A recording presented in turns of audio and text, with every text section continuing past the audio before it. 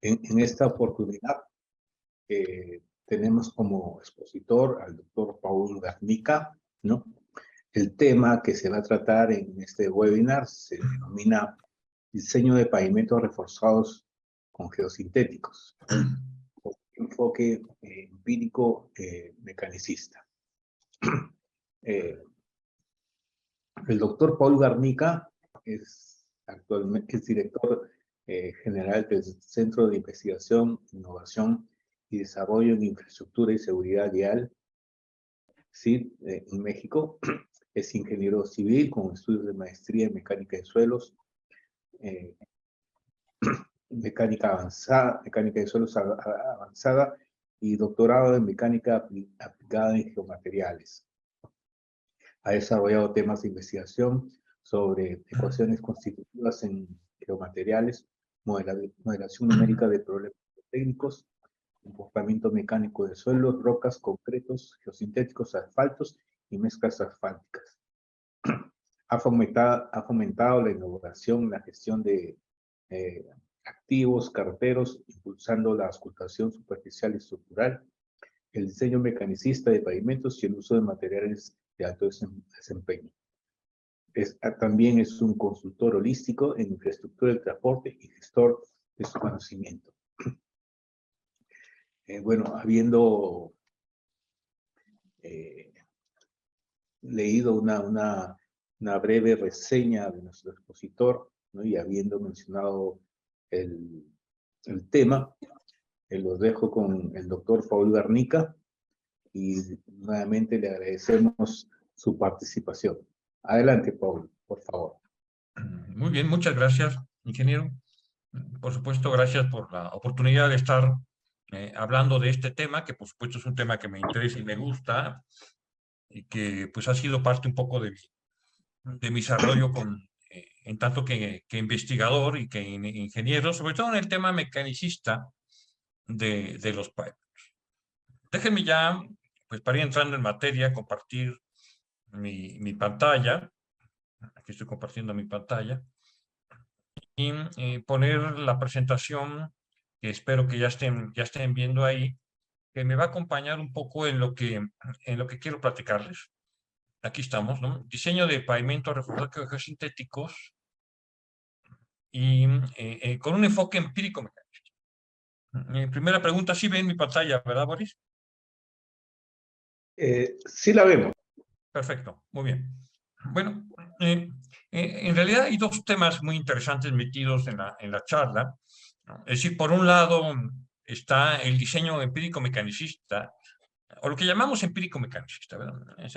Van a ver que luego en la charla le llamo el análisis mecanicista y me salto lo empírico, sobre todo porque en realidad pues, todos los métodos de ingeniería no pueden evitar ser empíricos, en el sentido de observación, en el sentido de ajustar un poco lo que estamos observando con los modelos que estamos utilizando para predecir un poco el comportamiento de cualquier estructura que se nos presente, ¿no? Es decir, que en ese sentido el puro enfoque mecanicista es un tema, sobre todo porque actualmente se confronta con la existencia o coexistencia con los métodos tradicionales, sobre todo en América Latina con el ASHO 93, que hay que decir que los americanos oficialmente ya lo abandonaron, están trabajando más con el nuevo método mecanicista, ¿no? Pero bueno, hay que decir que la verdad es que pues todavía hay una tendencia grande a utilizar los métodos más empíricos, más basados en aquellos tramos de prueba.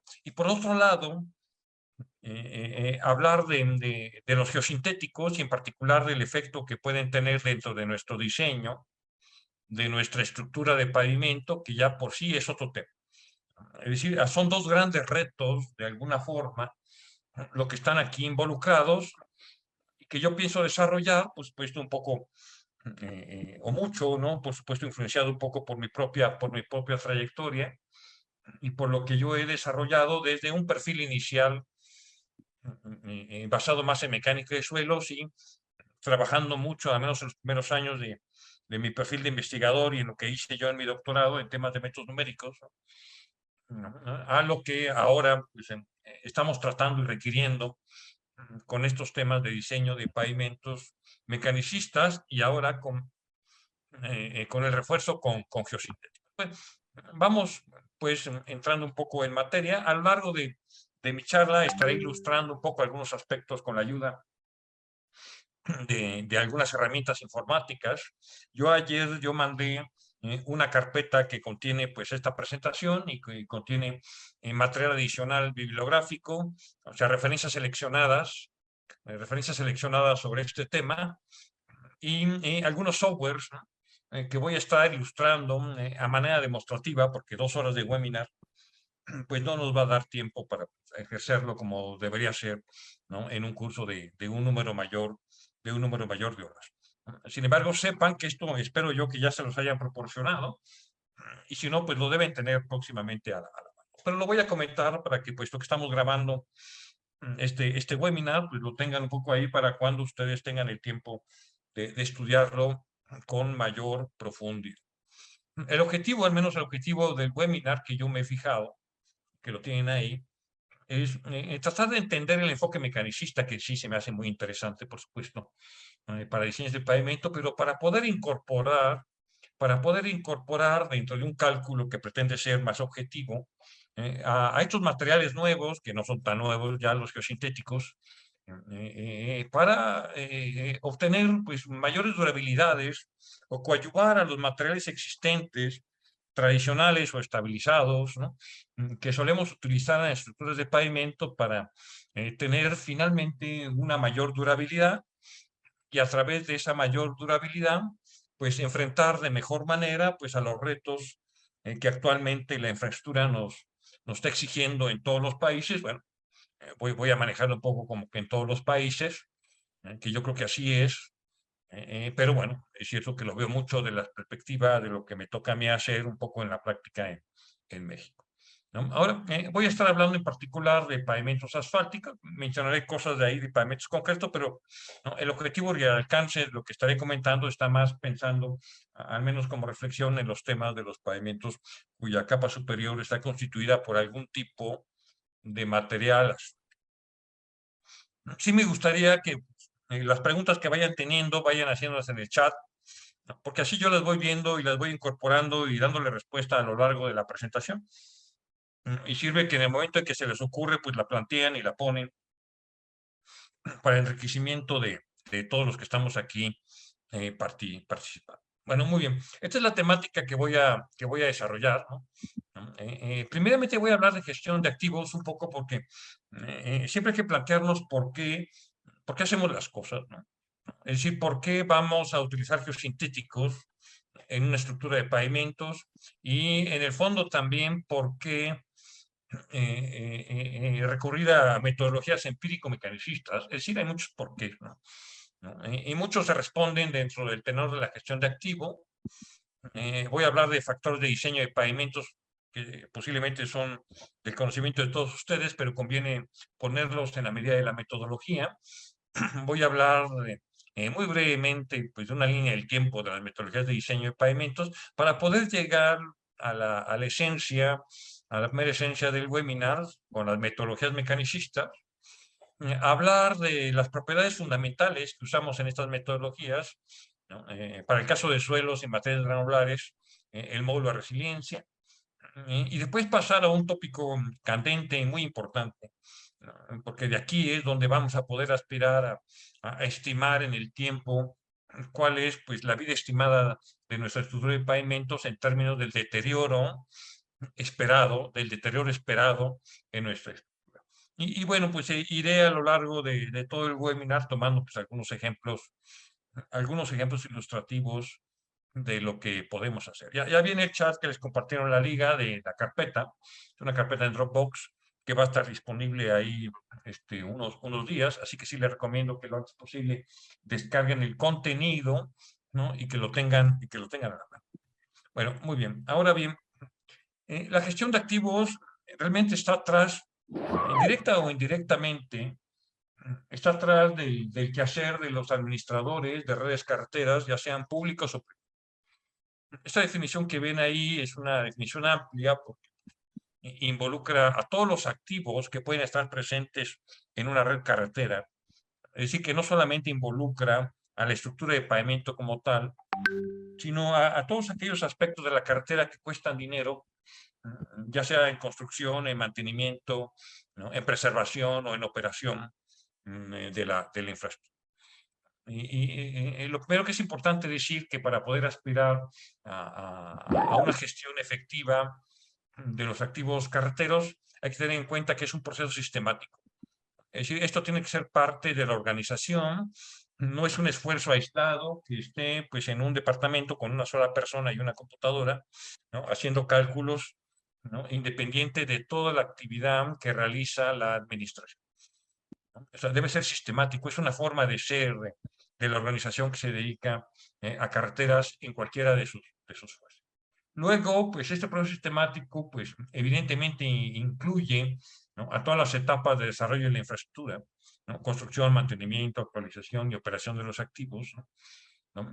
Pero tomando como criterios, sobre todo, pues la preservación del valor de los activos, es decir, nuestras redes carreteras cuestan dinero, cuestan mucho dinero, construirlas, conservarlas, preservarlas y por supuesto cuestan más dinero operarlas para los usuarios de una red que está en buen estado o en mal estado. Es decir, que hay que ser eficientes económicamente en las decisiones que vamos tomando, sobre todo para atender en debida forma pues a todos los usuarios de la carretera, vehículos y carga, pero sobre todo pensar más allá de la gestión de activos carreteros en realidad contribuye a tener una red carretera disponible en todo clima y en todo momento. Y si requerimos durabilidades cada vez mayores de la infraestructura, que parece que no van de acuerdo a lo que al menos en México estamos observando, es decir, como que queremos mayor durabilidad y no lo estamos logrando. Y conviene en ese entonces, pues, tener ahí en la bandeja de posibilidades, pues, aquellos elementos que nos pueden ayudar a hacer mejor nuestro trabajo, a que esta carretera pues tenga un mejor comportamiento, mayor durabilidad, ¿no? Y es ahí donde pues tenemos que usar pues los mejores materiales de construcción y elementos que tengamos un poco a disposición. Y entre ellos, por supuesto, van a estar los geosíntecos. Dentro de esta gestión de activos, los pavimentos no son el único. Lo que pasa es que solemos enfocarnos en la conservación de activos, pero una carretera tiene puentes, ¿no?, tiene cortes carreteros, ¿no?, tiene obras de drenaje, tiene túneles, tiene terraplenes, tiene estructura de retención. Y aquí en el etcétera, pues también hay otro tipo de activos, como los de señalamiento horizontal, vertical, la limpieza de derecho de vía, ¿no?, y muchos otros que contribuyen a asegurar una buena operación de nuestra red carretera. Esto es importante porque no solamente en pavimentos tenemos los beneficios de los geosintéticos, en realidad, pues en muchos de estos aspectos que están mencionados en estos activos que ya aparecen, donde también podemos tener grandes beneficios, grandes oportunidades de mejoramiento de lo que estamos haciendo. Bueno, muy bien, claro que pues, en el tenor de este webinar yo voy a estar hablando de pavimentos, pero bueno.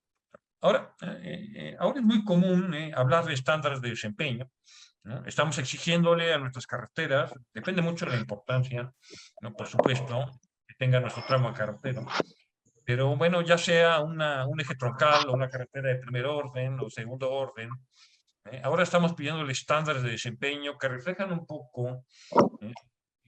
Las exigencias de indicadores que estamos solicitando. Creo que por ahí alguien tiene el micrófono abierto, no sean malos, les pido si lo cierran, para que no tengamos ruido de fondo. Les vuelvo a pedir que las preguntas que tengan las vayan haciendo en el chat.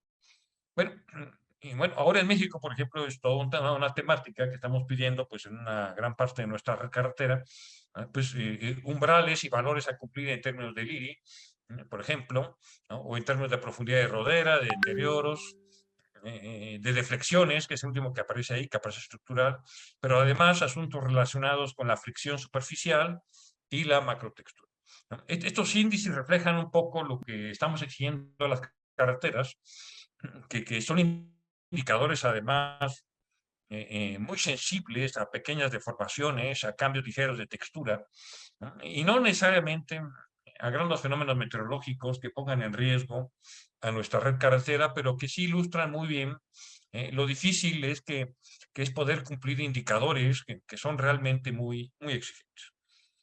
Ahora, por supuesto que el cumplimiento o no cumplimiento del comportamiento esperado de nuestra estructura depende un poco de los materiales que la componen, y de ahí lo voy desarrollando desde el punto de vista mecanicista. Ahí tienen ustedes un ejemplo de las estructuras típicas de pavimentos asfálticos, la secuencia de capas con la que la solemos constituir. Noten que tradicionalmente pues sí tenemos las capas inferiores, que en México le decimos las terracerías, ¿no? Y las terracerías tienen a su vez pues varias capas que se van conformando desde el terreno natural. En México pues tenemos primeramente el terraplén, luego le llamamos capa subyacente y subrasante. Son las capas inferiores, constituyen pues el terreno de cimentación de la estructura de pavimento. Y luego tenemos el concepto clásico de pavimento sobre este conjunto de terracerías donde aparece la subbase, la base, donde antes aparecía solamente una capa asfáltica, que en México le decíamos la carpeta asfáltica, pero que ahora es común que tengamos 2, 3 capas asfálticas con funciones bien diferenciadas. Y es en este tenor de este conjunto de capas seleccionadas que se van a venir a incorporar estos otros materiales como son los geosintéticos. Y por supuesto que el objetivo, y es un poco también los retos que tenemos, es poderlos valorar adecuadamente en cuanto al comportamiento y la contribución que vamos a tener de estos nuevos materiales en estas estructuras de la forma más objetiva posible. De hecho, a mí me gusta decir pues, que una estructura de pavimento es una estructura de ingeniería constituida por capas de materiales seleccionados. Primero son materiales seleccionados. Son materiales seleccionados que, pues, que en su conjunto deben ser capaces de soportar una solicitación de diseño, que suele ser el tránsito vehicular. Para carreteras pues, serán vehículos de carga y para aeropuertos pues, serán las aeronaves que correspondan, ¿no? Y todo esto dentro de un contexto de eficiencia económica y de integración al medio ambiente, ¿no? Y acá tengo también, bueno, debo decir que estos pavimentos asfálticos, la experiencia suele mostrar que pues, se deterioran, sujetos a los factores que solemos tomar como diseño, pues hay agrietamientos, hay deformaciones permanentes, ¿no? ¿No? Hay fisuraciones transversales, hay efectos térmicos, ¿no? Es decir, finalmente hay un deterioro de la infraestructura, ¿no? Y a esto incluso se suma en el tiempo el asunto del envejecimiento de los materiales, que pues hace que la durabilidad de los mismos pues vaya reduciéndose conforme pasan los años. Aquí tengo una estructura de pavimento de concreto hidráulico, no voy a estar hablando demasiado en temas de geosintéticos aplicados a pavimentos de concreto hidráulico, que también se podría, por supuesto, hay beneficios, ¿no? Solamente quiero resaltar que también una estructura de pavimento de concreto hidráulico al final responde gracias a la interacción del conjunto de las capas de materiales seleccionados que tenemos a disposición y que también la evidencia ha demostrado que estos pavimentos de concreto hidráulico en México usamos ese término de concreto hidráulico. Yo sé que en Sudamérica a veces usan más el término de hormigón, entonces sepan que cuando use concreto hidráulico me estoy refiriendo a pavimentos de hormigón. Y estos pavimentos de concreto hidráulico pues también ¿no? Nada es infinito, todo requiere pues un buen proyecto en todas las etapas, una buena construcción y también requiere y sobre todo requiere una buena gestión de su cosa. Ya tienen algunas imágenes del tipo de cosas que sí nos podemos topar cuando estamos hablando de estas estructuras, ¿no? Y es ahí cuando aparecen los factores de diseño que solemos tomar en cuenta, ¿no? ¿No? Por supuesto, el tránsito vehicular, los efectos climáticos, ¿no? El tipo de deterioro, y si me apuran, por supuesto, el envejecimiento, ¿no? De nuestra infraestructura. Y es en este tenor que aparecen el mundo de los geomateriales, donde antes pues, solíamos contar principalmente pues, con los suelos naturales, con gravas provenientes de bancos de trituración, ¿no? Para constituir pues, estos materiales que seleccionamos. Cuando empezaron a desarrollarse las técnicas con materiales asfálticos y de concreto hidráulico, bueno, se volvieron materiales fundamentales en la creación de infraestructura carretera, ¿no? Pero ahora tenemos nuevos materiales. Por supuesto, hay aditivos, estabilizantes, que han aparecido en una gama impresionante, ¿no? Para mejorar los suelos, para mejorar los concretos asfálticos o concretos hidráulicos, ¿no? Y mejorar las propiedades de resistencia, sus habilidades para que la deformación permanente reduzca, ¿no? Minimizar agrietamientos, aumentar durabilidad. Y en este mundo de los geomateriales, que es el catálogo de lo que ahora los diseñadores podemos tener, pues aparece todo este mundo de los geosintéticos, es decir, se viene a sumar, ¿no?, al mundo de los geomateriales como una opción más que conviene, y es una reflexión que voy a llevar a lo largo de este webinar, ¿no? Irla teniendo desde el inicio, ¿no? Es decir, no que fuera una opción por ahí posible en caso que tengamos problemas graves. Yo creo que aún en problemas estándar, que ya no son tan pequeños ahora en la actualidad, ¿no?, podamos recurrir a ellos desde la concepción de nuestra infraestructura. Y es que hay aspectos como, por ejemplo, y aquí cito uno, que en México nos traen vueltos de cabezas, que es la sobrecarga, ¿no?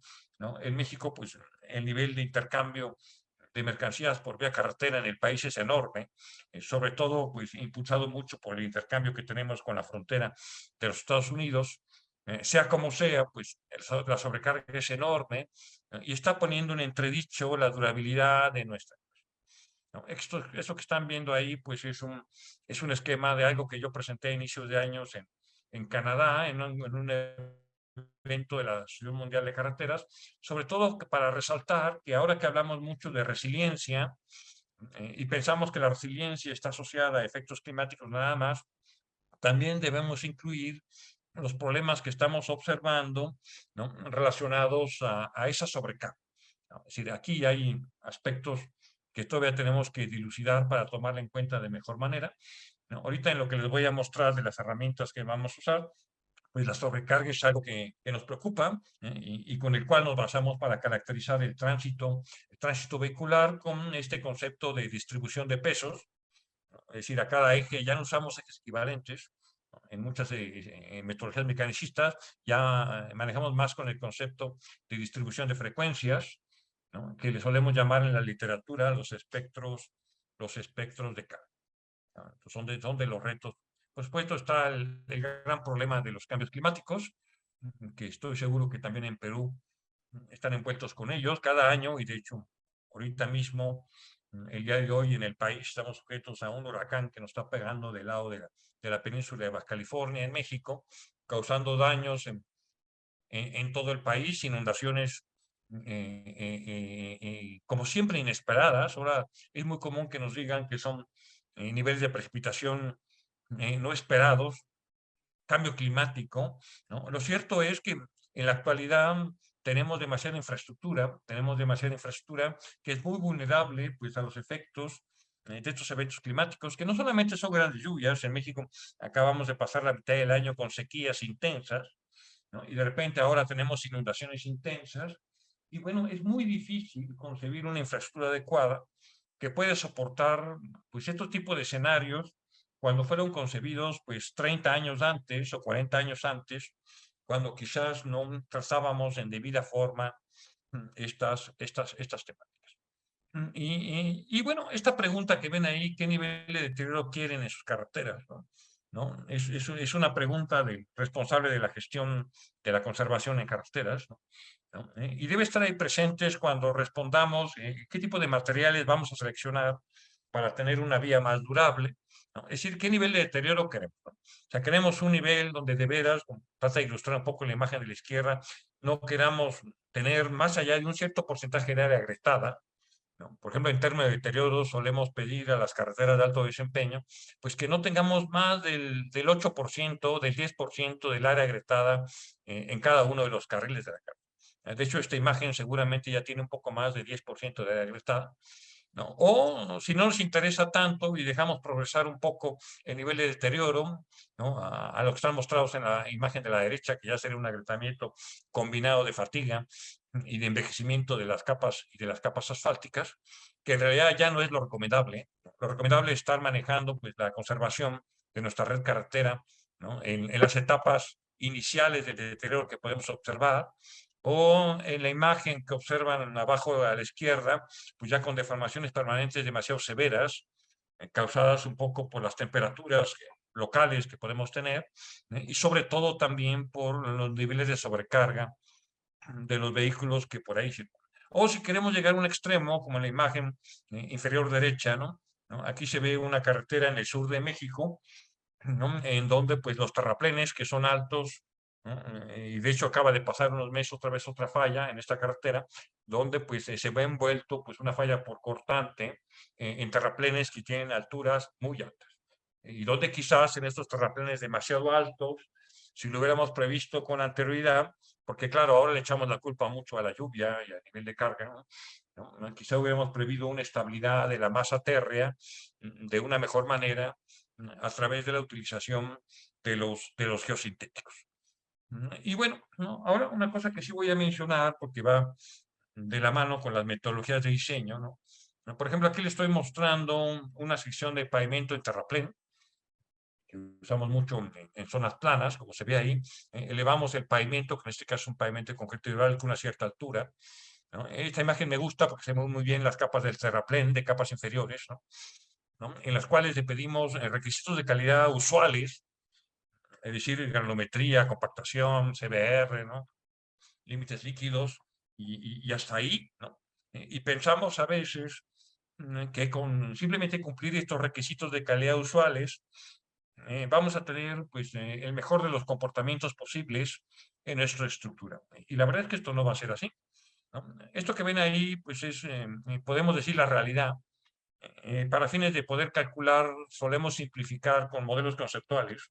Esto es importante porque la realidad pues, es enorme. Para poder someterla a nuestros cálculos de ingeniería, pues tratamos de tomar la esencia del problema y representarla de una forma un poco más simplificada. En el caso de pavimentos, solemos tener esquemas bidimensionales como el que ven ahí, ¿no? Es decir, aquí tenemos pues el terreno natural, ¿no? Marcado en naranja, pues las capas de terracerías y después las capas de base carpeta, ¿no? Y lo que estoy marcando aquí en este rectángulo pues es, vamos a llamarle la región termodinámica de interés, ¿no? Esta es la sección que cortamos, nos podemos imaginar con tijeras y nos la llevamos por hacer los cálculos en los softwares y programas, en los programas de interés, ¿no? Porque aquí, en esta zona que estoy ahí marcando, es donde pasan los fenómenos debido pues, al tránsito vehicular. Es cierto que en capas inferiores podemos tener problemas geotécnicos, de expansión, de estabilidad de taludes, de suelos blandos, ¿no? De niveles freáticos altos, que son problemas netamente geotécnicos, por supuestamente relacionados con el comportamiento total de la carretera, pero que se manejan en un tenor en paralelo, en un mundo en paralelo. Si usamos los lenguajes ahora que se manejan en la ciencia ficción, estaríamos hablando de un metaverso, ¿no? Es un mundo diferente que coexisten, pero que lo atendamos en forma individual. O aquí, por ejemplo, cuando tenemos una sección de pavimento en corte, como la que ven ahí, ¿no? Entonces ahí están los cortes en construcción. Esto era la autopista Tijuana-Ensenada en el norte del país, ¿no? Donde tenemos que ni modo, pues necesitamos una carretera de alta especificación con velocidades de operación de más de 100 kilómetros por hora, ¿no? Pues entonces necesitamos requisitos geométricos que requieren tener cortes importantes, ¿no? Aquí tengo el modelo conceptual de una sección de pavimento en corte, ¿no? Otra vez aquí estoy resaltando la zona de interés dentro de los métodos de diseño del pavimento, ¿no? Y por otro lado, los grandes problemas que tenemos que resolver, ¿no? Relacionados con la estabilidad de los cortes, suelos, rocas, en muchos casos suelos residuales, ¿no? O sea, unas mezclas de fragmentos de rocas, suelos empacados en formas tales que suelen tener problemas de erosión que son muy graves y que también debemos atender, ¿no? Y otra vez los relacionados a las capas de suelo compactado que usamos en terracerías y que a veces son causantes de muchas de las grandes fallas que solemos observar. Y también presento una sección de pavimento en balcón que va siguiendo trazas topográficas, ¿no?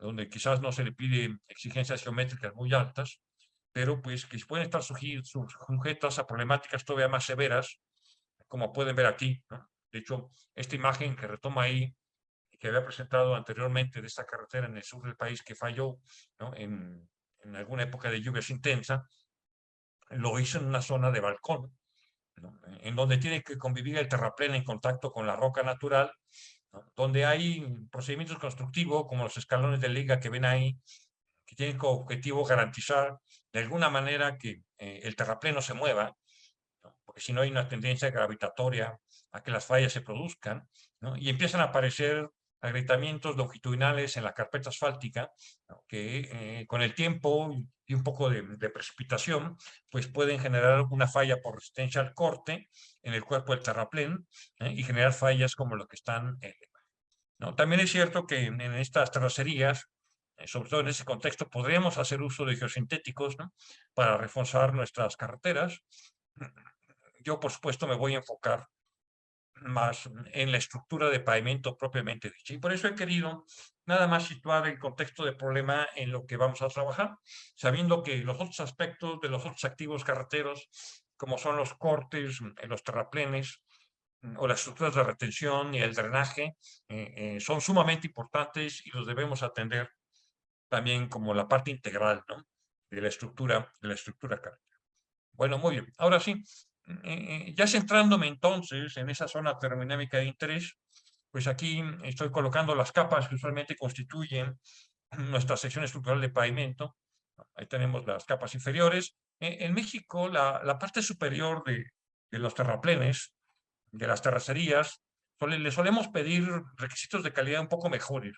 Un poco, la verdad es no tanto, ¿verdad? O sea, le pedimos menor límite líquido, le pedimos mayor CBR, le pedimos un poco más de compactación, básicamente, ¿no? Pero lo que pasa es que esto que ven ahí marcado como subrasante, de hecho también es el concepto que en Estados Unidos le llaman el subgrade, y es un poco esto mismo que usamos en México, porque la estructura de pavimento como tal, que es lo que está arriba, lo que le sobreyace, pues se apoya sobre esta subrasante, sobre esta capa superior de las terracerías que funge como terreno de cimentación y que debe tener pues la capacidad y las propiedades ingenierillas necesarias de resistencia y de formalidad para servir de un soporte muy adecuado a la estructura de pavimento que tiene pues la función más importante desde el punto de vista de tomar en cuenta las cargas del tránsito vehicular que le toque. Y ahora, es en este tenor que, y por eso aparecen las capas separadas, en que podemos encontrar pues algunas posibilidades de función de los geosintéticos, como el de separación. Así podemos colocar aquí un geosintético adecuado, ¿no? Que cumpla alguna función, por ejemplo, para evitar pues, la migración de partículas finas de una capa hacia la otra, en el caso que tengamos un flujo de agua ascendente, ¿no? O colocarlas entre las capas asfálticas en épocas diferentes de colocación para evitar la propagación del acretamiento, ¿no? Pero ya una función del geosintético muy bien definida y demostrada es la pura separación, ¿no? Es decir, evitar que las capas que constituyen nuestro pavimento se mezclen. Luego solemos pensar, sobre todo en los esquemas mentales que tenemos en el diseño, que si yo pongo aquí los centímetros de base, 20 centímetros y su base 15, su rasante lo que sea, y una capa asfáltica de 15 centímetros, estas mantienen su posición, ¿no? Y su separación entre ellas mismas, cuando en realidad, y sobre todo los suelos y capas granulares con el tiempo, se van mezclando, se van entremezclando en parte por las interacciones en las interfaces, por las diferencias granulométricas, por el flujo de agua que se puede presentar, ¿no? Entonces ahí la separación ya juega un papel que puede ser muy importante. Pero hay otros dos, que quizás me voy a enfocar más en el asunto mecanicista, que se están proponiendo mucho y se están utilizando, un poco quizás sin una metodología categórica, ¿no? Hay varias que están circulando, por supuesto, ¿no? Por ejemplo, esta función de refuerzo, cuando colocamos un tipo de geosintético en alguna de las interfaces entre las capas que conforman a la estructura, pues tienen pues, funciones que se les suelen pedir, ¿no? Mejoramiento de propiedades, y el refuerzo viene a aparecer aquí un poco como le pedimos al acero en el concreto reforzado, ¿no? Es decir, que nos ayude a tomar, ¿no? Esos niveles de esfuerzo que el puro concreto no puede tomar, ¿no? Aquí lo podemos ver de manera análoga, no exactamente como trabaja, pero los geosintéticos llegan para a poder ayudar a la estructura en su conjunto a tomar esfuerzos de tensión y de compresión, de alguna manera para reducir a largo plazo pues las deformaciones permanentes y los agrietamientos por fatiga que en la superficie pueden aparecer, ¿no? Y en este tenor del refuerzo, pues aparece la función de rigidización, ¿no? Sí, es posible, ¿no? Y en ese momento lo planteó así como una posibilidad que tenemos que reflexionar, que la colocación de estos geosintéticos en la zona apropiada, pero hay que decir que tiene que ser el tipo de geosintético adecuado. Aquí hay un solo tema y, por supuesto, un poco lo que yo aquí platico, pues se tiene que complementar un poco con lo que se puede encontrar actualmente en el mercado de los geosintéticos a través de lo que estoy seguro la IGS en Perú hace en forma AFLE. Bueno, muy bien. Y hay otras funciones, como la función de filtración, ¿no? Que es sumamente importante porque nosotros queremos tener una estructura que conserve sus propiedades en el tiempo. Sería deseable que no cambiaran en el tiempo, pero la verdad es que van cambiando todos los factores de diseño que ya conocemos, ¿no? Pero sobre todo el movimiento de agua dentro de la estructura es algo que quisiéramos que no ocurriera, pero ocurre, ¿no? Y por eso solemos mencionar que pues, la estructura de pavimento como tal tiene que estar acompañada de un correcto sistema de drenaje superficial y subsuperficial. Es decir, debe tener las alcantarillas, los lavaderos, las cunetas, las cotacunetas necesarias para que el agua pues, que anda alrededor del entorno de la carretera pues pueda circular sin afectar las capas, ¿no? O tratar de que esta afectación sea la mínima posible. Y bueno, ya sabemos que hay geosintéticos que ofrecen algunas funciones de filtración o también de barrera o también de drenaje, ¿no? Como aparecen ahí, ¿no? Es decir, que podemos tener geocompuestos, sobre todo si los pensamos desde el inicio, que nos puedan solventar al mismo tiempo muchas de estas funciones. Yo me voy a enfocar un poco el aspecto de lo que quiero platicar en el tema de refuerzo y en el tema de rigidización, pero a sabiendas que esto se puede complementar con todas las otras funciones que un geocompuesto, que finalmente es una combinación adecuada de funciones en el geomaterial, para poder obtener aquello que requiera nuestra estructura y tener mayor durabilidad. Por eso, mi interés en la parte inicial de esta presentación de ponerse en contexto de los retos que estamos enfrentando y de la importancia de una gestión adecuada de las acciones de conservación, de preservación, pero que requieren una conceptualización clara de la problemática que se nos puede presentar. Ya saben, como ustedes seguramente lo tienen claro, el ingeniero para poder resolver problemas tiene que entender muy bien las causas que están al origen del problema. Si eso lo entendemos bien, quizás vamos a estar en medida de sugerir soluciones más eficaces en el tiempo a lo que se nos plantea. Y en este caso lo que se nos plantea es que requerimos estructuras de pavimento sumamente durables, que sean resistentes a todo clima, a todo tipo de carga, y que minimicen costos de conservación y de operación. Ese es el gran problema actual de una gestión moderna de una red carretera. Bueno, muy bien.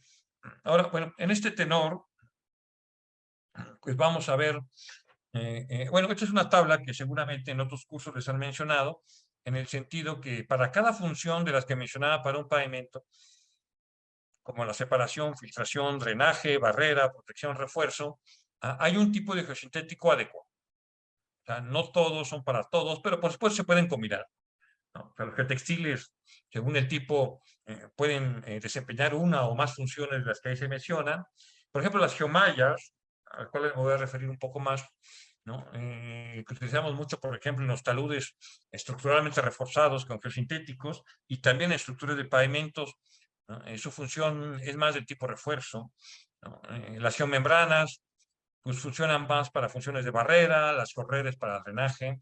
Los compuestos pueden cumplir más cosas, ¿no? Aún ahí cuando aparece solo filtración y drenaje, la verdad es que podemos tener compuestos que cumplan algunas otras funciones que no están ahí marcadas, como pueden ser la de refuerzo, ¿no? O para fines de barrera y protección, esta secuencia de capas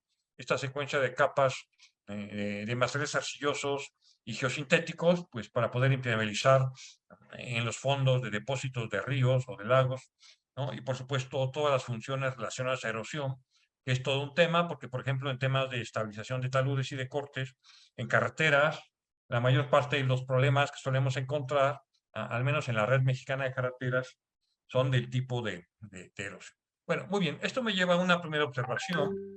Uno, que las aplicaciones de los geosintéticos en pavimentos pueden asociarse a funciones y mecanismos bien definidos. Una segunda observación, que existen pues, importantes oportunidades para mejorar el desempeño de los pavimentos mediante el uso de geosintético en las aplicaciones que yo ya mencionaba. Esto es algo que está validado un poco en los últimos años, ¿no?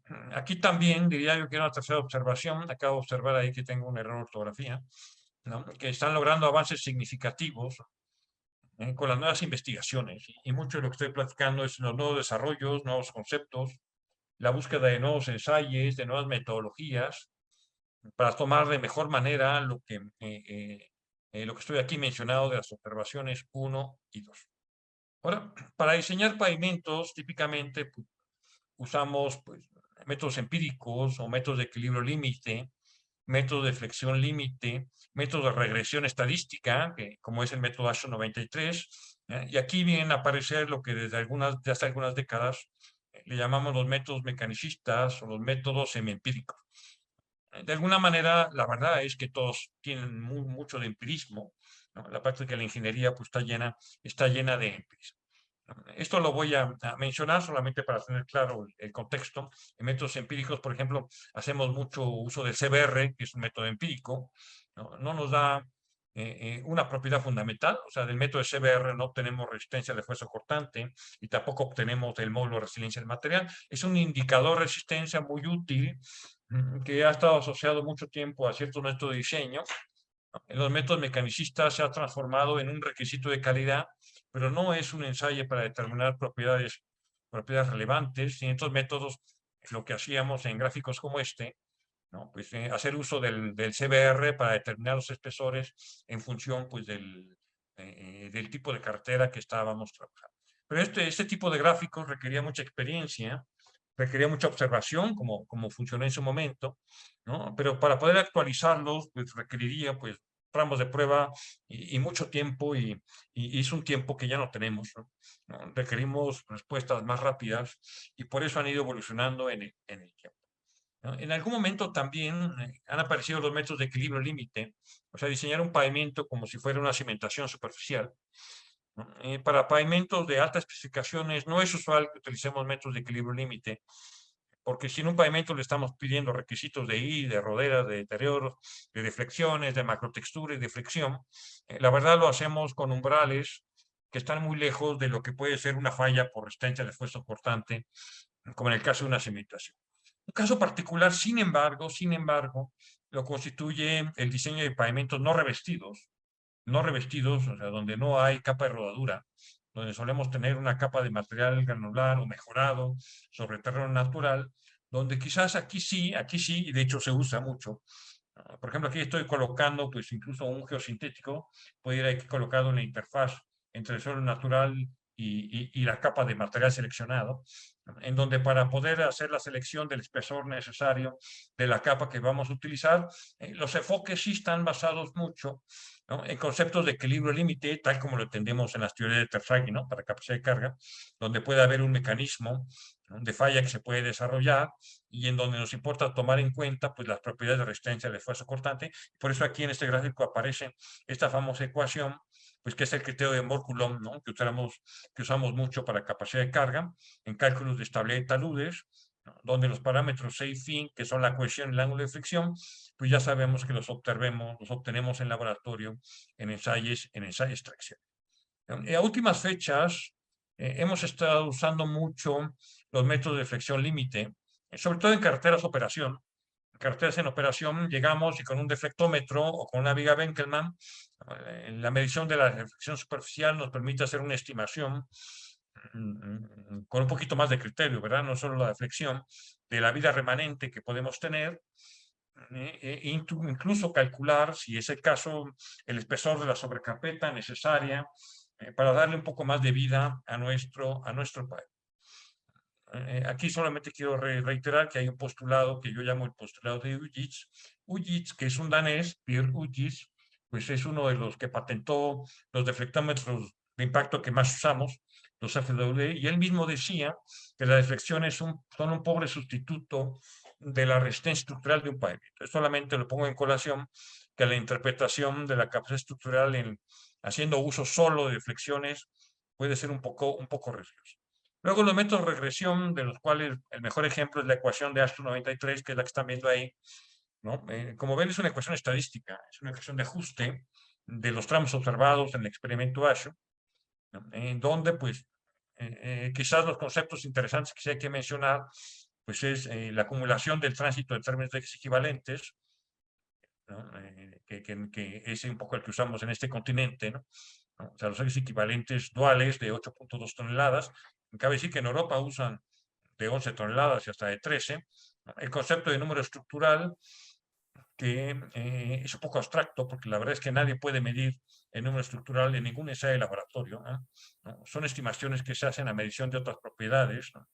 ¿No? Incluso en esta ecuación aparece ya el módulo resiliente en la versión 93 del ASTO, cuando en las versiones de 80 aparecía el CBR, pero aquí ya aparecía incluso el concepto de módulo resiliente, ¿no? Y por supuesto el concepto de pérdida de servicio a través del delta PCI, ¿no?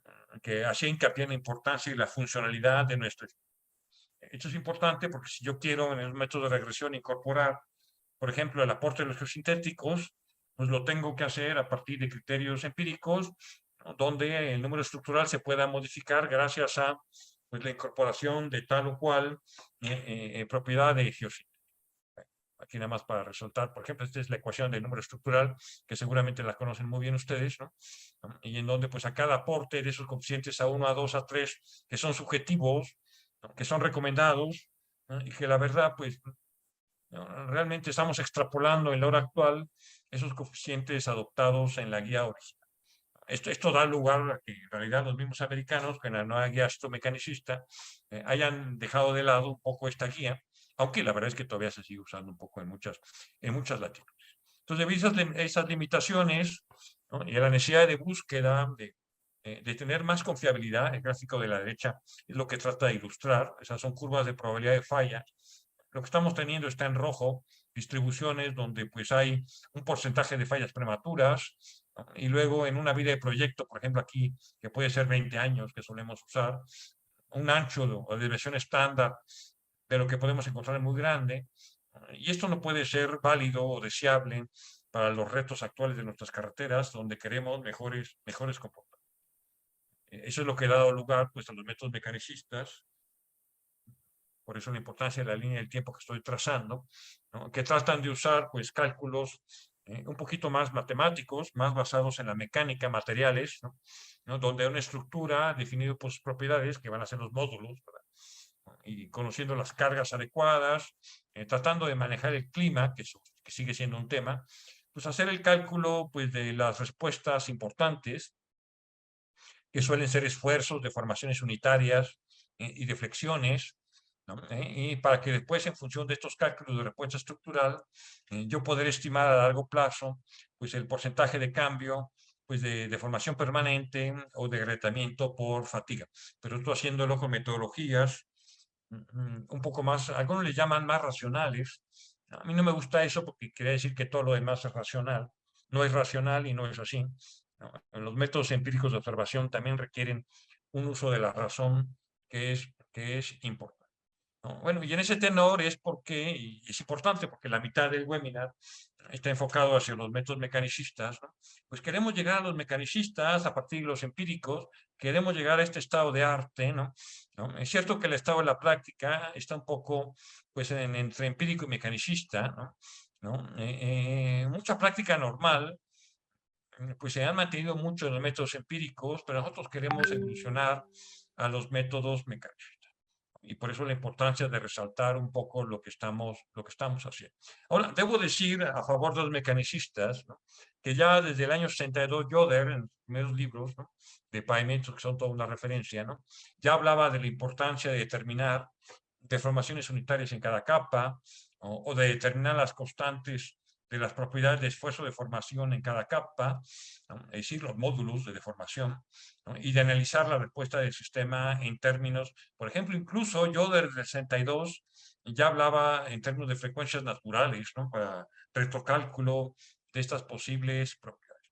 Este es un algoritmo que muestra un diagrama de flujo, la forma en que trabajan los métodos mecanicistas, es decir, requerimos una selección de diseño inicial, ¿no? Esto se refiere a una propuesta de estructura de pavimento, es decir, número de capas, tipo de materiales, módulos, módulos de deformación, conocimiento de los materiales que vamos a usar, de los climas que nos podemos encontrar, por supuesto, y muy importante, el nivel de tránsito vehicular.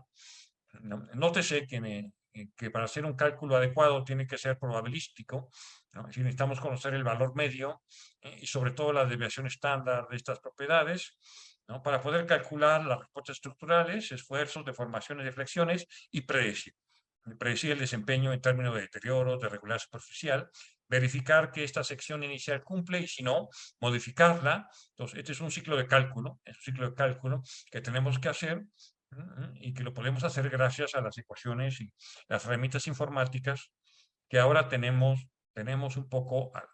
Bueno, muy bien. Todo esto para llegar al modelo conceptual de análisis mecanicista, ¿no? Es decir, de poder hacer el cálculo, ¿no?, adecuado de estas respuestas estructurales. Ahí tengo una estructura de pavimento con distintas capas y aquí estoy señalando dos puntos clásicos donde nos interesan las deformaciones de tensión en las capas asfálticas y nos interesan las deformaciones de compresión en las capas inferiores de suelos compactados, ¿no? Porque con el cálculo de esas deformaciones unitarias, y aquí nótese que cuando decimos mecanicista, ¿no?, estamos hablando que ya podemos calcular con un modelo matemático adecuado estas deformaciones unitarias de tensión y compresión y entonces poderlas manipular. Incluso podemos hacer un diseño pues, para tratar de lograr que pues, estas deformaciones unitarias estén en los rangos que se nos indiquen o que recomiende el diseñador. Una parte importante es conocer los valores de módulo de cada capa. Para el caso de la capa asfáltica, que no voy a profundizar demasiado, pues es el módulo dinámico, que depende de la temperatura y de la frecuencia de aplicación de la carga. Y para las demás capas de suelos granulares y compactados, pues evidentemente que el tema importante es el tema de módulo resiliente, ¿no? Y bueno, aquí una primera actividad que nada más quería mostrar, y lo voy a hacer rápido, en la carpeta de software que se les compartió en el chat y que le pido descargar, están estas carpetas de software. Entonces hay una que se llama calculadora de deformaciones, que si ustedes la acceden van a encontrar una hojita de cálculo que se llama calculadora de deformaciones, ¿no?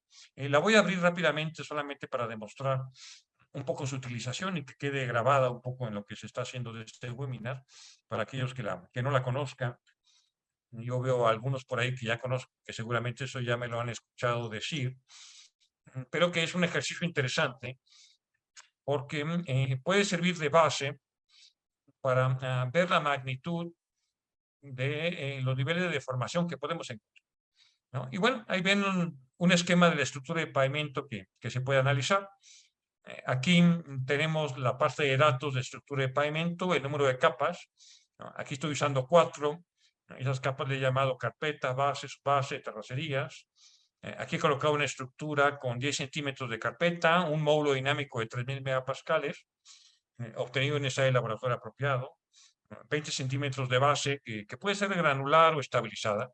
Puede ser granular o estabilizada con un módulo, si fuera granular, pues de 300 megapascales, una subbase de 20 centímetros, con un módulo de 20 y 200 megapascales, que son módulos clásicos, y si me apuran, clásicos y quizás un poquito altos, y para las capas inferiores de terracerías, de 50 megapascales.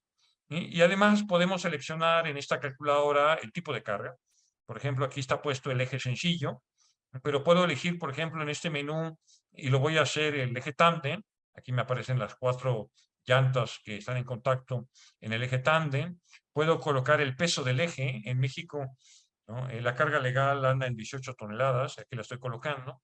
Y cuando le doy clic aquí en análisis, pues hace el cálculo y me pone los valores que aquí estoy mencionando de deformación máxima de tensión en la carpeta y deformación máxima de compresión en las capas inferiores. Y esta magnitud es importante y es adimensional, porque son deformaciones unitarias, es decir, son por unidad de longitud, son las respuestas estructurales del sistema.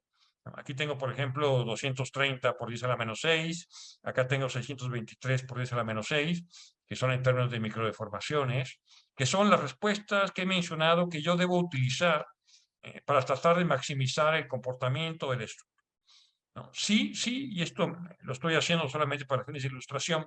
Yo coloco un geosintético, por ejemplo, ahora es muy común colocar geosintéticos dentro de la base granular, ¿no? Y la colocación de esa base me permitirá mejorar un poco el módulo de resiliencia de la misma, ¿no? Por ejemplo, aquí si en vez de 30 pongo 400 megapascales, ¿no?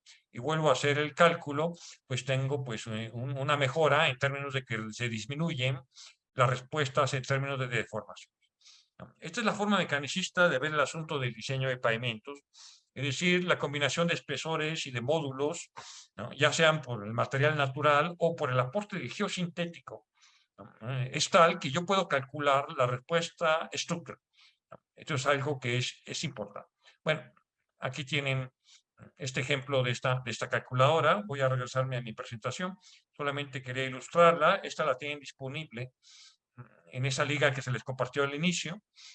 Quizás la pudieran compartir otra vez, porque creo que se han conectado ahí 2 o 3 personas en los últimos minutos. Bueno, esto nos lleva a una pregunta de diseño básica, es si pueden o no los geosintéticos contribuir a incrementar los valores de módulo resiliente, porque si es así, con calculadoras de deformaciones como esta, o otro tipo de software, entonces voy a lograr una disminución de mis deformaciones críticas, ¿no? Y es ahí cuando, pues, empezamos a hablar, por ejemplo, de mecanismos de estabilización de bases granulares. Es decir, si yo tengo una carga donde mi sección estructural tiene una base granular, ¿no? Donde está sujeta a la distribución de cargas que ven ahí, ¿no?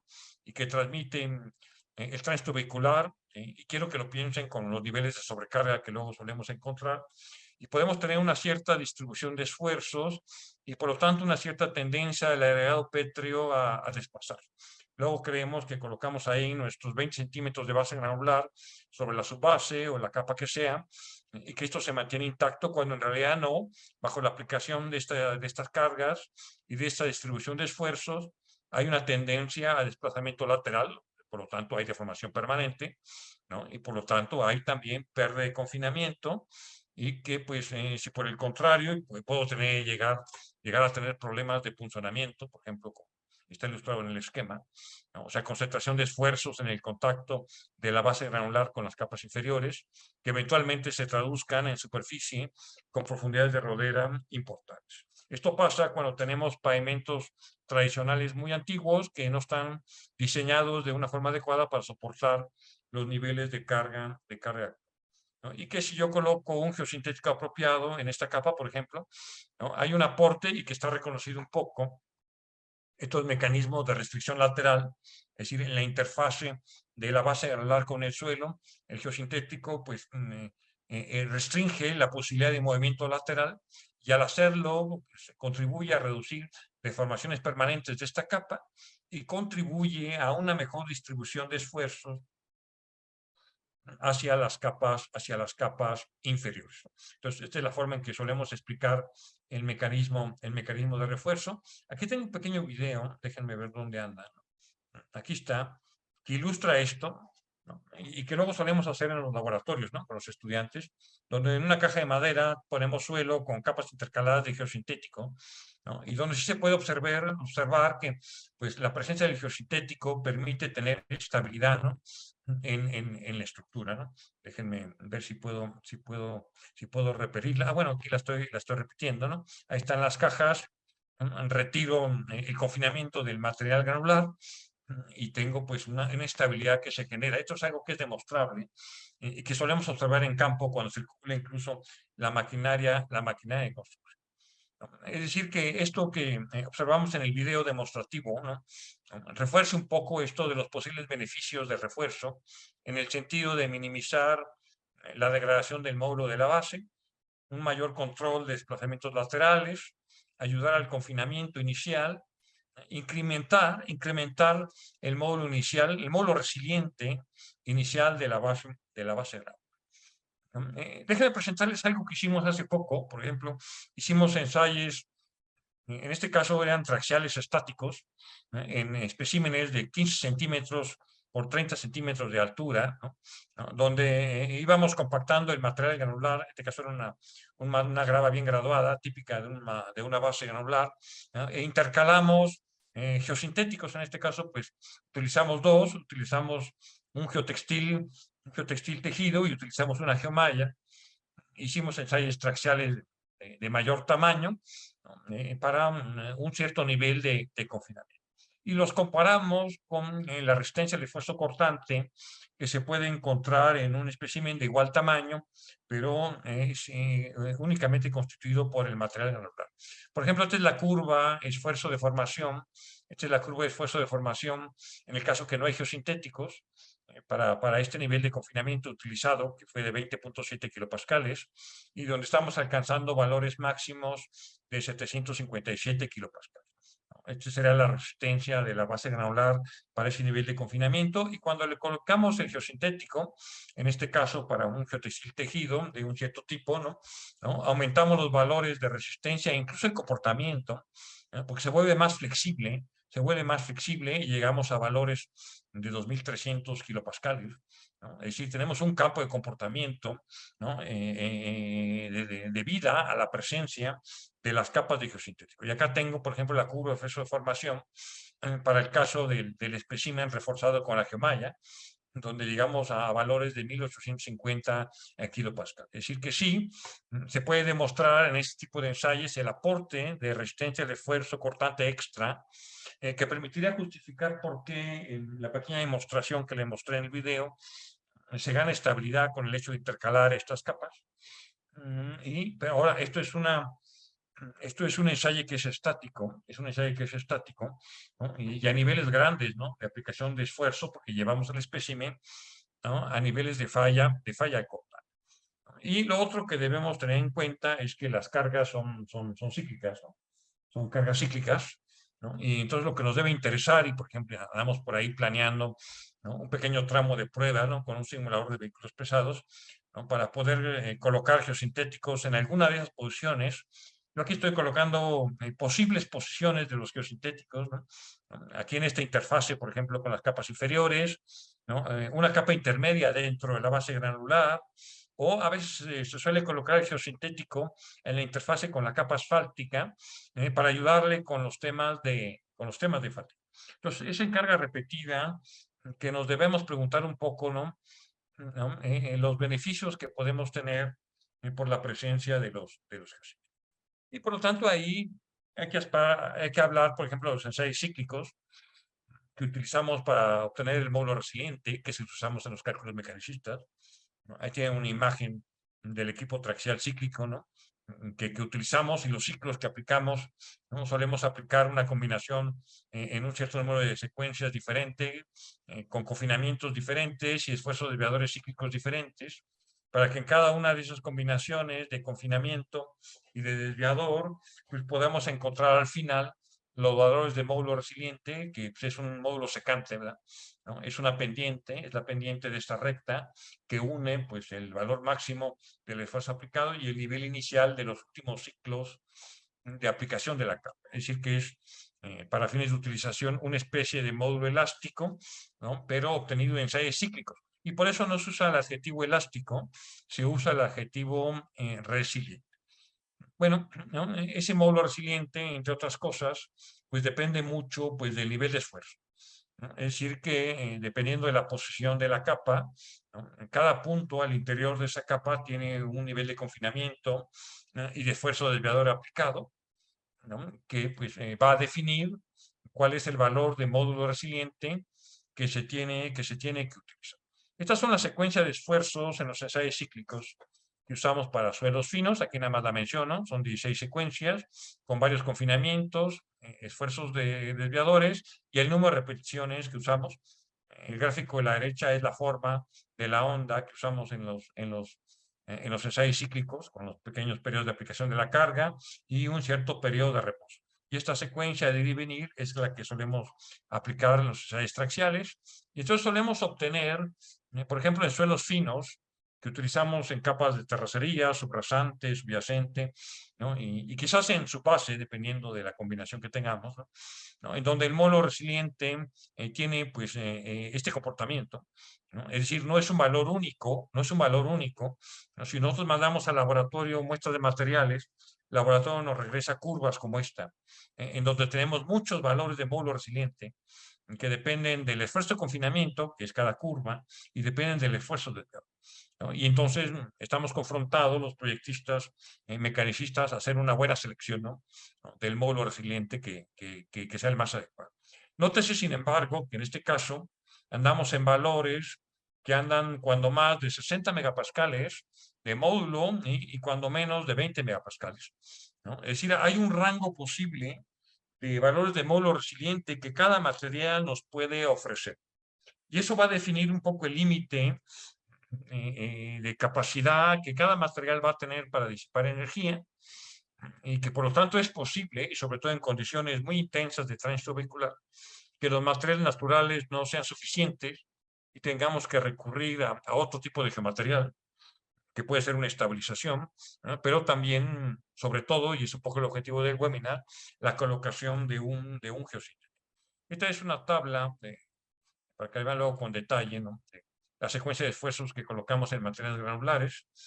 Aquí ya son 30 secuencias, ¿no? Las que utilizamos con niveles de confinamiento y de esfuerzo desviador más alto, y obtenemos curvas como esta, ¿no? Aquí obtenemos que el módulo resiliente aumenta con el nivel de esfuerzo, ¿no? Y este es un comportamiento, el que están viendo ahí, de una base granular típica, ¿no? Que cuando más nos puede dar valores, pues arribita de 300 megapascales, ¿no? Otra vez, los materiales granulares que usamos en base, sobre todo son limpios, son muy sensibles al confinamiento y la verdad es que no nos van a ofrecer más de 300 megapascales. De hecho, en las guías americanas suelen trabajar con valores de módulo menores, de 250, 220 megapascales, o sea, realmente muy conservador. Lo que hace es que solitos no van a poder garantizar una vida útil grande en el tiempo de una estructura de pared. Bueno, aquí tengo un pequeño videito que quizás no voy a presentar porque no me va a dar tiempo, ¿no? Que ilustra cómo se hacen las maniobras para realizar un ensayo de módulo resiliente en laboratorio, pero bueno, voy a pensar que quizás lo han visto ustedes y después en lo que se les proporcionó, pues van a poder verlo, ¿no? Con toda calma. Entonces me voy a seguir para irme restringiendo a los tiempos, ¿no? Ahora, lo que sí, le estoy compartiendo un simulador de ensayo de módulo resiliente. Déjenme demostrárselos rápidamente, ¿no? En la carpeta de software que le estamos compartiendo, viene aquí esta carpeta que se llama simulador triaxial, ¿no? Aquí está, triaxial.exe, ¿no? Y aquí solamente tienen que ejecutarla, y entonces va a abrir una aplicación, que es una pequeña animación de lo que es un ensayo traxial cíclico. Por eso aparece esta imagen como si estuviera armando la traxial cíclica, ¿no? Y va a desplegar una pantalla virtual como si fuera la que observamos en los ensayos, ¿no? Y aquí, por ejemplo, les voy a demostrar un suelo fino, ¿no? Con un diámetro de espécimen de 70 milímetros, una altura de 140 milímetros, un esfuerzo de confinamiento sigma 3. Voy a usar ahorita aquí 16 kilopascales y un esfuerzo desviador de 69. Los valores a usar, por ejemplo, son los que aparecen en las tablas que les mostraba en la presentación. Si escojo suelo fino, por ejemplo, en función de la consistencia, suelo medio, ¿no? Y le pongo iniciar, ¿no? Este simulador pues, empieza a aplicar ciclos, es un simulador, ¿no? Aquí les coloca gráficos educativos y les va explicando de cómo son los ciclos de aplicación del esfuerzo desviador en función del tiempo y del esfuerzo desviador con la deformación, ¿no? Y al final del simulador, pues les va a dar un valor, les va a indicar cuál es el valor de módulo resiliente para ese nivel de confinamiento y ese desviador y para este tipo de suelo. Ya les dejo de tarea que este simulador, que ahí lo tienen ustedes, lo pueden ejecutar para otros tipos de materiales. Por ejemplo, aquí nos indica que este suelo que yo elegí y que es muy típico de los suelos naturales de buenos requisitos de calidad, ¿no? Que anda del orden de 48.300 kilopascales, es decir, 48 megapascales. ¿Qué es lo que podemos encontrar o esperar además de un suelo compactado de buenas características normales, ¿no? Y ahí vamos a estar limitados cuando queremos mejores comportamientos. Bueno, muy bien, ¿no? Esto para nada más ilustrarles, ¿no? El simulador, ahí lo tienen ustedes, para que quede grabado para aquellos que quieran después explorarlo, ¿no? Ahora, enseguida, por ejemplo, pues también en literatura aparecen otros ensayos de especímenes con geomalla. Ahí pueden ver un poco la posición, estas líneas que ven ahí, medio granuladas, ¿no? Que se han realizado por varios grupos de investigación para ver un poco cuál es el comportamiento de bases granulares reforzadas con geomallas. Pueden ver un poco en el fondo cómo se colocan las geomallas, ¿no? Los ensayos en laboratorio siempre se ven sujetos a problemáticas de relaciones geométricas. Por ejemplo, ahí se puede ver en el fondo del espécimen el espesor de las dimensiones de la malla del geosintético, ¿no? Y que a lo mejor no están en concordancia con el tamaño máximo de partícula que podemos utilizar, ¿no? Y quizás requiriéramos de especímenes todavía más grandes para poder de manifiesto realmente una interacción un poco más real. Bueno, ahí pueden ver, por ejemplo, ¿no? El equipo traxial grande, ya montado en un equipo traxial cíclico. Y bueno, aquí se han hecho en muchos grupos, de hecho son resultados nuestros, ¿no? Por ejemplo, de pruebas sin geomalla y con geomalla, de cómo cambia el módulo resiliente, ¿no? Aquí podemos llegar pues hasta 300 megapascales en una base granular, y con el refuerzo podemos llegar un poquito más, 350, pero no, quizás no demasiado, ¿no? Y bueno, hay otras investigaciones, por ejemplo, este otro documento del 2021 que habla sobre cuantificación de la influencia de geosintéticos que sacó el programa americano de carreteras de NSHRP, ¿no? Que también pues se preocupó por el asunto, ¿no? Y que también encuentra que pues quizás la contribución de los geosintéticos hacia el módulo de resiliencia, que si bien sí existe, quizás no es de la magnitud que luego pudiéramos necesitar, pero que sí existe. Incluso esta publicación pues ha hecho propuestas de cambio en las configuraciones. Por ejemplo, aquí ha cambiado las dimensiones para tener de 15 por 15. ¿No? Aquí viene apareciendo una experimentación que aparece en la publicación, que esa publicación se la estoy compartiendo en la carpeta de bibliografía, en la liga que se le está proporcionando, ¿no? Y en donde mide incluso el módulo resiliente en diferentes direcciones, que es lo que trato de esquematizar ahí con este gráfico XYZ, en un espécimen anisotrópico, ¿no? En donde se puede medir el módulo vertical, horizontal o en cortante, porque la verdad es que el geosintético colocado en los materiales le aporta un grado de anisotropía, ¿no? Al comportamiento que conviene que tengamos en cuenta. Incluso cambia, y no voy a profundizar más, las secuencias de carga. Entre los resultados que dice esta publicación americana que yo quería citar es que en general con la geomalla tiene aumentos de módulo resiliente vertical de un 20%, ¿no? Y que es un poco lo que habíamos obtenido nosotros, ¿no? En investigaciones propias que en su modelo realizamos en el Instituto Mexicano del Transporte. Y generaron ellos, y aquí está indicado en este último punto, un modelo de redes neuronales para la estimación de la contribución de los geosintéticos, un modelo que también se lo estoy proporcionando en el software de la carpeta de referencia. Bueno, en este momento aquí nada más lo menciono, ¿no? Pero esto lo pueden probar ustedes por su cuenta en el software que le estoy proporcionando. Bueno, es una propuesta de Norma Ashton que está haciendo este documento para una mejor determinación de los valores de módulo resiliente. Como regla mecanicista para módulo resiliente, ¿no? Sí se puede decir que pues, el módulo resiliente con geosintéticos aumenta por un cierto factor de mejora y que anda en el orden del 20-25% del que se obtiene en un suelo que no tenga presencia de geosintéticos, ¿no? Ahora, hay que ir más allá, ¿no? Nos debemos preguntar también sobre la presencia de los geosintéticos en términos de deformaciones permanentes, es decir, ya colocados en diferentes posiciones de la estructura de pavimentos, cómo contribuyen a la evolución en el tiempo de la deformación total, como aquí estoy esquematizando, ¿no? Es decir, aparte en este gráfico es la deformación total que ha resultado de la suma de contribuciones, ¿no? Individuales. Y aquí hay un postulado de diseño mecanicista que conviene mencionar, que es que para cada tipo de deterioro, en este caso en deformación permanente, ¿no? El agotamiento estructural, es decir, el cálculo de la vida útil, ¿no? O la vida del proyecto, pues se va a presentar cuando el número de repeticiones de carga debido al tránsito vehicular, y si hay sobrecarga, pues va a ser más rápido, pues alcance al número de repeticiones que el material puede soportar. Y eso, por supuesto, va a depender de cada materia. Esto se hace por una ley de daño que se conoce como la ley de Miner, que es de este tipo, donde va acumulando, aquí parece hay una sumatoria en I y J de cada eje y cada nivel de carga de cada eje, va haciendo este cociente del tránsito vehicular con el número de repeticiones máxima que cada material puede soportar, ¿no? Y solemos usar, al menos a mí me gusta usar modelos de deterioro simples como este, donde el número de repeticiones máximo que puede soportar depende de la deformación de compresión en las capas de la terracería.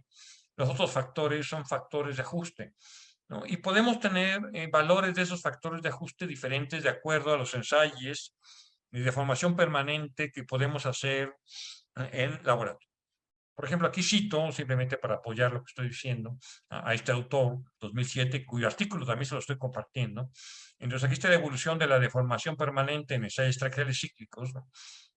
Con colocación de geomallas, con colección de geomallas, donde sí se observa la curva superior de mayor deformación. En las tres grafiquitas corresponde el caso sin refuerzo, ¿no? Entonces se ve un aporte, sí se ve un aporte en términos de deformación permanente del hecho de que la geomalla esté presente al interior del material. Esta es otra investigación de Wayne et al. 2011, hecha con otro profesor de cálculo que también calcula la acumulación de la formación permanente con el número de repeticiones y donde el espécimen que mejor comportamiento presentó es aquel que está reforzado con un cierto tipo de geometría. Y aquí presento incluso unos resultados nuestros, eso los obtuvimos nosotros hace 2 años en el Centro de Innovación, ¿no? Con protocolos severos, aquí aplicamos secuencias de carga en 2 partes.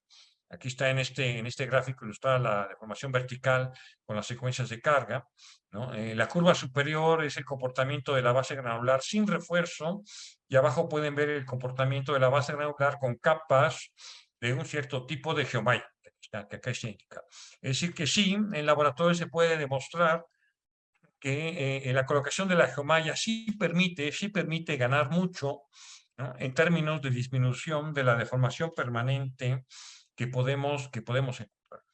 Pero hay más, también hay ensayos acelerados que se han hecho con simuladores, ¿no? Para estudiar, por ejemplo, una comparativa de una sección de pavimento sin geomalla o sin geosintético contra una sección donde sí la tiene y que incluso por parte del diseño experimental se le han reducido los espesores y donde a pesar de haber reducido espesores, que es algo típico que luego solemos buscar, ok, si colocamos el geosintético, pero le pedimos a la estructura pues que logramos reducir un poco los espesores, ¿no? Y los resultados en términos de deformación permanente, por ejemplo, ¿no? A la izquierda está el caso sin geosintético, a la derecha está el caso con geosintético, y a pesar de los espesores menores, aquí está la fuente que estoy citando, que también se la estoy compartiendo en la bibliografía, ¿no? Se obtiene un comportamiento similar. Es decir, que sí, si lo que queremos es reducir espesores colocando un geosintético, pues sí, es posible que lo podamos hacer. Aquí hay otros ensayos por otro grupo de investigadores, ¿no? Con simuladores de vehículos pesados también, que aquí presento, solamente para insistir y reforzar este aspecto de la evolución de la deformación permanente con los ciclos de carga.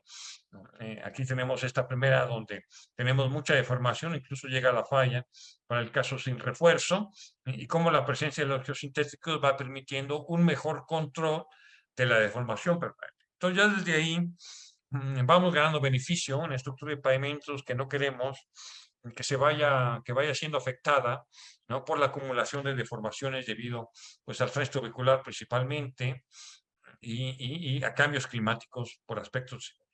Y esto nos lleva a varios paradigmas de diseño, ¿no? Al menos que el diseñador siempre se pregunta, ¿no? Si lo que yo quiero es incrementar el tiempo de vida útil cuando yo coloco un geosintético, ¿no? O si lo que yo quiero es disminuir espesores cuando yo coloco un geosintético. Solemos irnos por aspectos muy económicos y escoger el paradigma 2, y por eso la presentación empecé con los retos que tenemos actualmente en infraestructura. Los retos requieren incrementar el tiempo de vida útil, es decir, no queremos conformarnos con lo mismo, queremos mejor desempeño. Entonces, a mí lo que me parece es que debemos tender hacia el primer paradigma de diseño. Por ejemplo, aquí tengo 2 ejemplos de ecuaciones que usamos en los cálculos mecanicistas para este tipo de modelos de deterioro. Esta primera es zinc geosintético, ¿no? Y las experimentaciones que se han publicado, por ejemplo, esta otra yo la estoy proponiendo, para un cierto tipo de geosintético, ¿no? Lo que pasa es que aquí el tipo de ecuación depende del tipo de geosintético, ¿no? Yo lo he estado haciendo en asociación con un fabricante, ¿no? Y estamos definiendo este tipo de ecuaciones de deterioro para cuando en la sección estructural tenemos presente esos materiales.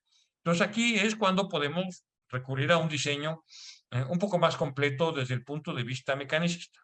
Y déjenme ilustrarlo con el software, con el MTPI 3.1, que también le estoy compartiendo, ¿no? Ahí lo tienen y lo pueden instalar, lo pueden compartir. Todo lo que les estoy compartiendo es de divulgación sin costo, y si lo venden, pues ahí me comparten, ¿verdad? ¿No? Y bueno, aquí yo tengo que abrir el archivo nuevo, pavimento flexible, pavimento estándar. Estamos trabajando en la versión 4.0 de este software para tener a la mano el diseño con pavimento de concreto, incluso uno de alta duración. Pero bueno, esto me va a permitir ilustrar cómo manejamos los diseños mecanicistas. Por ejemplo, aquí tenemos lo relacionado al tránsito vehicular, ¿no? TDPA, vehículos por día. Esta versión nos permite manejar la presión de inflado, por ejemplo, aquí 90 libras en promedio de los vehículos de carga, los factores de distribución por sentido y por carril, por ejemplo, aquí 0.5, la vida de proyecto para la cual queremos revisar nuestra estructura, tasa de crecimiento vehicular, la distribución vehicular que podemos tener. Aquí estoy usando, por supuesto, la clasificación que en México usamos, pero que bueno, con los esquemas yo creo que la pueden asociar a los vehículos que pueden encontrar ustedes en el Perú. Lo segundo es que ese nivel de tránsito vehicular, en estas versiones mecanicistas, lo que le pedimos es espectros de carga. Por ejemplo, aquí tenemos, y podemos seleccionar aquí en este menú, si queremos un cálculo basado en ejes legales, o sea, que van legales, con ligera sobrecarga o con alta sobrecarga. Déjenme quedarme con alta sobrecarga, o vamos a pensar que es ligera sobrecarga para que sea un escenario un poco más clásico, aunque bueno, depende mucho de cada eje, ¿no? Vean cómo aquí ya no trabajamos con ejes equivalentes, ¿no? De hecho, la nueva guía mecanicista americana ASTO también trabaja con espectros de carga. Nosotros lo tomamos de referencia para elaborar este software que en México se utiliza en carreteras de alto tránsito y muy alto tránsito. Se define mucho lo que se espera, ¿no? En el diseño en términos de tránsito vehicular, ¿no? Aquí en estos niveles hay un nivel avanzado donde yo puedo colocar los parámetros de ajuste de lo que yo haya medido en mi carretera con alguna estación de pesaje dinámico, de estas WIM que llamamos, ¿no? De pesaje en movimiento. En este momento solamente se lo estoy mostrando, pero pues ahí hay forma, por supuesto, de ahí en línea algunos cursitos que tenemos nosotros de explicación de cómo se pueden obtener estos espectros de carga. Y después pasamos aquí a revisar una cierta estructura de pavimento. Por ejemplo, aquí tengo 3 capas, carpeta, base granular y lo que sería terracerías. Por ejemplo, aquí tengo capacidad, si me coloco en la capa 2, de agregar una segunda capa.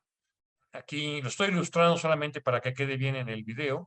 Voy a agregar pues una subbase. Vamos a pensar que es una SWSM de un cierto espesor. Vamos a pesar 20 centímetros con un módulo de 200 megapascales. Entonces aquí ya agregué otra capa. Y le voy a poner a la base un módulo 300 megapascales pensando en que esta estructura es una base granular.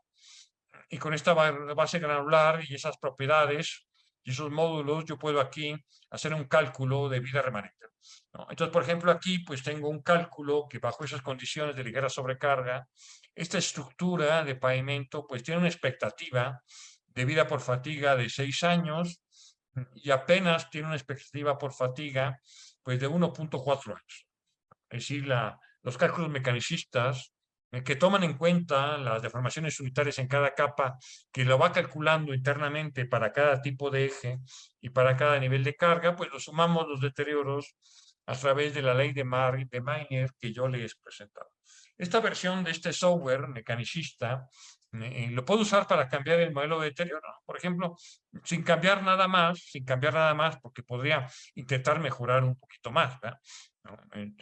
Pero bueno, vamos a dejarlo así solo para ilustración, para un manejo más completo, porque diríamos un cursito pues, de al menos de 10 horas.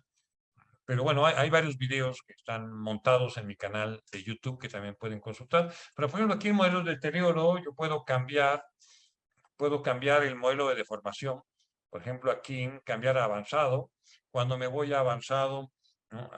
Hay que usar el software. El software, la clave de acceso es IMT en mayúsculas, ¿no? Y puedo usar mis propios factores de diseño, como los que yo le estaba mostrando en la presentación. Entonces yo, por ejemplo, aquí pudiera colocar mi factor de diseño propio, ¿no? Que va a corresponder a un factor donde ya está el geosintético considerado y que son factores determinados a partir de experimentación en laboratorio o en tramos de prueba. Aquí voy a colocar el que yo determiné para estos geosintéticos, que son 1, 2, 3, 4, 5, 6, 7 ceros y un 9, y el F5, que es un factor de 3.95. ¿No? Y entonces aquí ya estoy introduciendo los factores, ¿no? De un nuevo comportamiento de mi pavimento con una capa de geosintético intercalada en el contacto con terracería. Aquí pongo aceptar, si vuelvo a calcular, vemos que tengo una mejora de un poquito de la vida remanente de 2 años, pero es que las capas tienen valores de módulos que son muy pequeños, ¿no? Si yo combino el geosintético o tengo un poquito mejor material, por ejemplo, si aquí tengo el módulo de las capas infinitas, un módulo de 75 megapascales y vuelvo a calcular, pues voy mejorando la vida por fatiga. Y esta es la forma en que se puede ir actualizando estos cálculos. También puedo en modelo de deterioro, por ejemplo, modificar el que corresponde a fatiga, ¿no? Por la nueva fatiga, ¿no? Solamente para fines ilustrativos, ¿no? Entonces, por ejemplo, aquí puedo colocar pues, otros valores de modelo adecuados que yo haya calibrado con el modelo en mis tramos de prueba o en el laboratorio. Entonces, por ejemplo, aquí voy a colocar un punto 8, 3, espero no haberme equivocado en lo que estoy colocando, y aquí 4.32, aceptar, tengo un cálculo y ya tengo una vida de 20 años de fatiga. Es decir, que sí hay forma, mecanicísticamente hablando, ¿no? De hacer estimaciones con métodos mecanicistas de las vidas por fatiga o por deformación que podemos expresar. Bueno, muy bien, voy a regresar a la presentación para no tardarme. Ya hice una demostración del MTP 3.1, ¿no? Porque en términos de agregamiento por fatiga, pues también me importa que la colocación del geosintético pueda contribuir a una mejora. Aquí es muy típico, por ejemplo, que cuando tenemos un pavimento de cierta edad que queremos rehabilitar y que hay un daño previo, ¿no? Antes de colocar la nueva carpeta asfáltica, claro que esto depende, por supuesto, del nivel de deterioro que podemos tener, ¿no? Coloquemos un geosintético que evite propagación de grietas, y por eso aquí está resaltado esta parte donde en el contacto de la capa nueva con la capa vieja puede haber propagación del agrietamiento, y que si yo coloco un geosintético, le llaman mucho el concepto de interlayer, ¿no? Este interlayer va a evitar la propagación, en realidad la va a retardar pues, de una manera muy efectiva, para que tengamos al final un mejor comportamiento de la estructura del pavimento sin niveles importantes de agrietamiento. Aquí pueden ver segmentos de pavimento extraídos, ¿no? Donde se ven las grietas que pueden estar ahí presentes, y donde se suele colocar aquí el interlayer, el tipo de geosintético, ¿no? Adecuado para tener un buen comportamiento y sacarle jugo a la estructura adecuada. Aquí tienen el acercamiento de la capa nueva, la capa vieja asfáltica, la colocación del geosintético que limita y evita la propagación de grietas. En términos de laboratorio, para fines mecanicistas, lo que solemos hacer son ensayos de fatiga de 4 puntos en la mezcla asfáltica, donde se pueden, que es el tipo de ensayo que solemos usar incluso sin geosintético, pero se pueden hacer los ensayos, y aquí está ilustrado en estas imágenes, donde pues, se coloca un geosintético intermedio, ¿no? Y entonces se mide el número de repeticiones necesario para alcanzar un cierto nivel de deformación y que me permite definir leyes de fatiga, ¿no? Por ejemplo, aquí tengo el comparativo de 3 leyes de fatiga.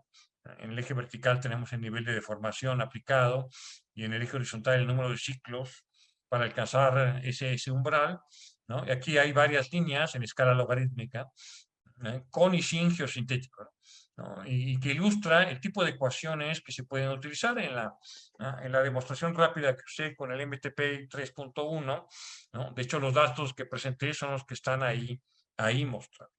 Es decir, que la utilización de los métodos mecanicistas, ¿no? Puede ayudarnos mucho a mejorar la confiabilidad, pero sí requerimos conocer estas leyes de deterioro, tanto de deformación permanente como por fatiga, que depende mucho de cada tipo de geosistema, ¿no? Estas son imágenes de otra investigación hechas por Freire, que son hechas en España, donde se hicieron análisis de imágenes para ver cómo el geosintético iba limitando la propagación de las grietas hacia la nueva capa asfáltica desde la vieja capa asfáltica. Solamente para ilustrar que esto es posible. El tipo de modelos de deterioro matemáticamente que usamos en los modelos mecanicistas es como esa ecuación. Y aquí están las ecuaciones que de hecho yo utilicé. Esa ecuación que está aquí con geosintético es la que yo utilicé en la demostración rápida utilizando el MTP 3.1. Así que ustedes pueden hacerlo, y si tienen una mejor ecuación, pues también la pueden incorporar.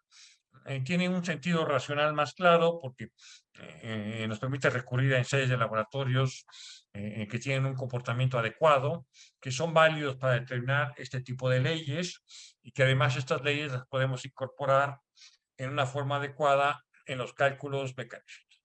Bueno, aquí tenían en versiones más largas de estos webinars, ¿no? Hacemos esto con un poquito más de calma, ¿no? Y bueno, ahora todo esto de la deformación permanente y la fatiga se enriquece si hacemos llamado a otras funciones de los geosintéticos, como es prevenir la separación, ¿no? Es decir, entre el mezclado de capas, ¿no? Y que permite garantizar mejores propiedades, pero sobre todo, y es algo que el método mecanicista y los cálculos de diseño no toman en cuenta, que hay un porcentaje de deformación permanente que se observa en superficie que es debido a este entremezclado de capas, o que hay un porcentaje de agrietamiento que es debido al movimiento de finos, les hemos llamado migración de finos, de las capas inferiores a las superiores, y que también es común que suelen aparecer en la superficie de pipe. Y por eso, pues toda aportación al control del flujo de agua es fundamental. Es decir, que el método mecanicista sí permite hacer los cálculos de deformaciones críticas de forma adecuada, si conocemos las propiedades de módulo de los materiales y las leyes de deterioro en términos de deformación permanente y fatiga, pero se requiere pues una protección adicional al flujo de agua que en forma interna se puede presentar. Y por eso a veces la necesidad de recurrir a geocompuestos, como que está un poco ahí ilustrado, que nos aporten incluso la función de refuerzo, aparte de la función de drenaje o de filtración. Y bueno, un poco para dar las conclusiones principales de mi webinar y ver si tienen alguna pregunta y cumplir un poco con las 2 horas asignadas, yo diría esto, ¿no? Uno, y aquí retomo cosas que ya había comentado, es que las aplicaciones de los geosintéticos sí pueden asociarse a funciones y mecanismos bien definidos. Dos, que existen oportunidades para mejorar el desempeño con el uso de estos materiales, con estas funciones aquí mencionadas y que he comentado a lo largo de mi webinar, que estamos logrando avances significativos. Ejemplo de ello, estos modelos de deterioro, de deformación permanente y de agrietamiento que utilicé en el ejercicio son determinadas a partir de nueva experimentación. Esas son cosas que están disponibles y que estamos realizando en el caso mío en particular, con uno de los fabricantes importantes a nivel mundial, que la incorporación de geosintéticos en los análisis mecanicistas pasa a través de los valores de módulo de resiliencia mejorados y sobre todo a través de los modelos de deterioro apropiados, como he querido ilustrar.